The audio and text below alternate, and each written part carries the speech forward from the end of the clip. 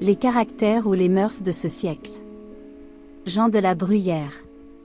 Livre 4. Du cœur. 1. Il y a un goût dans la pure amitié où ne peuvent atteindre ceux qui sont nés médiocres. 2. L'amitié peut subsister entre des gens de différents sexes, exemptes même de toute grossièreté. Une femme cependant regarde toujours un homme comme un homme. Et réciproquement un homme regarde une femme comme une femme. Cette liaison n'est ni passion ni amitié pure. Elle fait une classe à part. 3. L'amour naît brusquement, sans autre réflexion, par tempérament ou par faiblesse. Un trait de beauté nous fixe, nous détermine. L'amitié au contraire se forme peu à peu, avec le temps, par la pratique, par un long commerce. Combien d'esprit, de bonté de cœur, d'attachement, de service et de complaisance dans les amis, pour faire en plusieurs années bien moins que ne fait quelquefois en un moment un beau visage ou une belle main. 4. Le temps qui fortifie les amitiés affaiblit l'amour. 5. Tant que l'amour dure, il subsiste de soi-même, et quelquefois par les choses qui semblent le devoir éteindre, par les caprices, par les rigueurs, par l'éloignement, par la jalousie. L'amitié au contraire a besoin de secours. Elle périt faute de soins, de confiance et de complaisance. 6. Il est plus ordinaire de voir un amour extrême qu'une parfaite amitié. 7. L'amour et l'amitié s'excluent l'un l'autre. 8. Celui qui a eu l'expérience d'un grand amour néglige l'amitié. Et celui qui est épuisé sur l'amitié n'a encore rien fait pour l'amour. 9. L'amour commence par l'amour. Et l'on ne saurait passer de la plus forte amitié qu'à un amour faible. 10. Rien ne ressemble mieux à une vive amitié, que ces liaisons que l'intérêt de notre amour nous fait cultiver. 11. L'on n'aime bien qu'une seule fois. C'est la première. Les amours qui suivent sont moins involontaires. 12. L'amour qui naît subitement est le plus long à guérir. 13. L'amour qui croît peu à peu et par degrés ressemble trop à l'amitié pour être une passion violente. 14. Celui qui aime assez pour vouloir aimer 1 million de fois plus qu'il ne fait, ne cède en amour qu'à celui qui aime plus qu'il ne voudrait. 15. Si j'accorde que dans la violence d'une grande passion on peut aimer quelqu'un plus que soi-même, à qui ferais-je plus de plaisir, ou à ceux qui aiment, ou à ceux qui sont aimés? 16. Les hommes souvent veulent aimer, et ne sauraient y réussir. Ils cherchent leur défaite sans pouvoir la rencontrer, et si j'ose ainsi parler, ils sont contraints de demeurer libres. 17. Ceux qui s'aiment d'abord avec la plus violente passion contribuent bientôt chacun de leur part à s'aimer moins, et ensuite à ne s'aimer plus. Qui, d'un homme ou d'une femme, met davantage du sien dans cette rupture, il n'est pas aisé de le décider. Les femmes accusent les hommes d'être volages, et les hommes disent qu'elles sont légères. 18. Quelque délicat que l'on soit en amour, on pardonne plus de fautes que dans l'amitié. 19. C'est une vengeance douce à celui qui aime beaucoup de faire, par tout son procédé, d'une personne ingrate une très ingrate.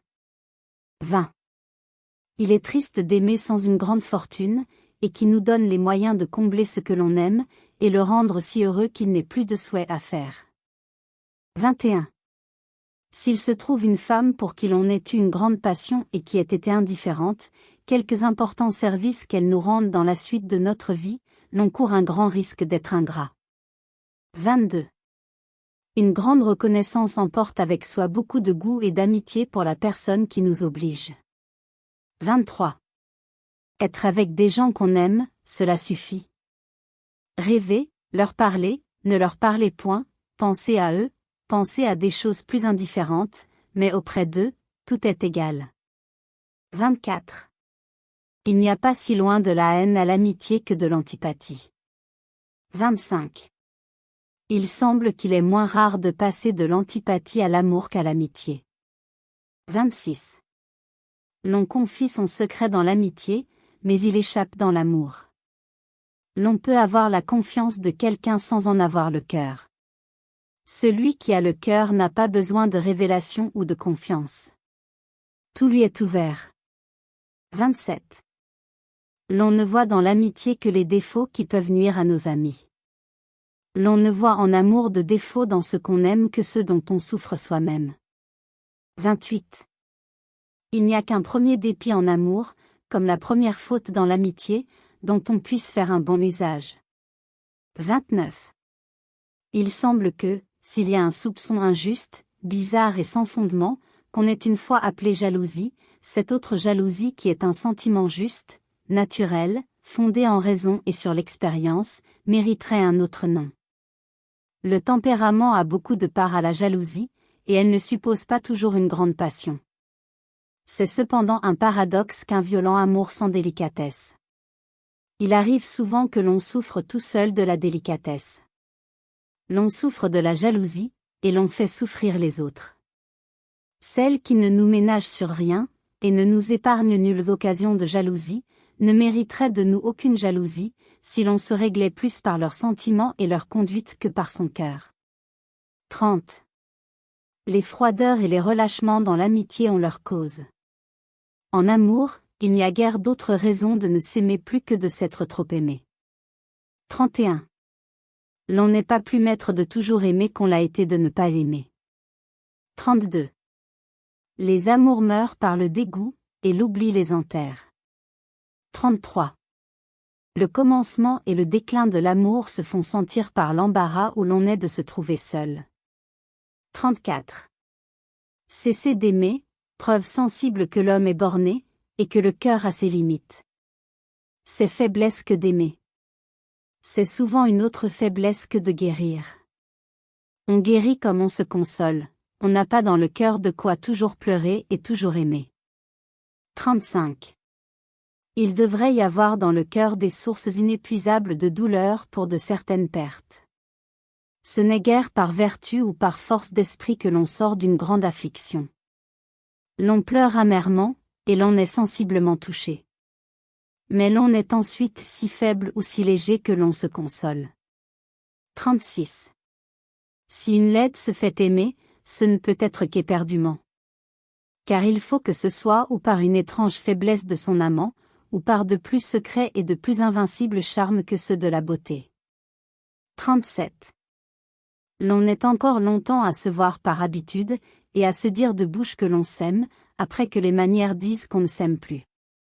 38. Vouloir oublier quelqu'un, c'est y penser. L'amour a cela de commun avec les scrupules, qu'il s'aigrit par les réflexions et les retours que l'on fait pour s'en délivrer. Il faut, s'il se peut, ne point songer sa passion pour l'affaiblir. 39. L'on veut faire tout le bonheur, ou si cela ne se peut ainsi, tout le malheur de ce qu'on aime. 40. Regretter ce que l'on aime est un bien, en comparaison de vivre avec ce que l'on est. 41.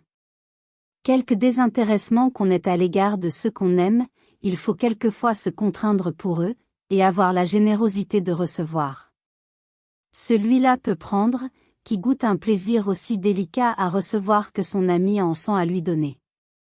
42. Donner c'est agir. Ce n'est pas souffrir de ses bienfaits, ni céder à l'importunité ou à la nécessité de ceux qui nous demandent. 43. Si l'on a donné à ceux que l'on aimait, quelque chose qu'il arrive, il n'y a plus d'occasion où l'on doive songer à ses bienfaits. 44. On a dit en latin qu'il coûte moins cher de haïr que d'aimer, ou si l'on veut, que l'amitié est plus à charge que la haine. Il est vrai qu'on est dispensé de donner à ses ennemis. Mais ne coûte-t-il rien de s'en venger? Ou s'il est doux et naturel de faire du mal à ce que l'on est, l'est-il moins de faire du bien à ce qu'on aime? Ne serait-il pas dur et pénible de ne lui en point faire? 45. Il y a du plaisir à rencontrer les yeux de celui à qui l'on vient de donner. 46. Je ne sais si un bienfait qui tombe sur un ingrat, et ainsi sur un indigne, ne change pas de nom, et s'il méritait plus de reconnaissance. 47. La libéralité consiste moins à donner beaucoup qu'à donner à propos. 48. S'il est vrai que la pitié ou la compassion soit un retour vers nous-mêmes qui nous met en la place des malheureux, pourquoi tirent-ils de nous si peu de soulagement dans leur misère? Il vaut mieux s'exposer à l'ingratitude que de manquer aux misérables. 49. L'expérience confirme que la mollesse ou l'indulgence pour soi et la dureté pour les autres n'est qu'un seul et même vice. Merci d'avoir écouté cette vidéo. Si cette vidéo vous a plu, vous pouvez vous abonner gratuitement à la chaîne Coin Livre Audio. N'oubliez pas de liker avec le pouce vers le haut. Vous pouvez aussi me laisser un commentaire. À bientôt.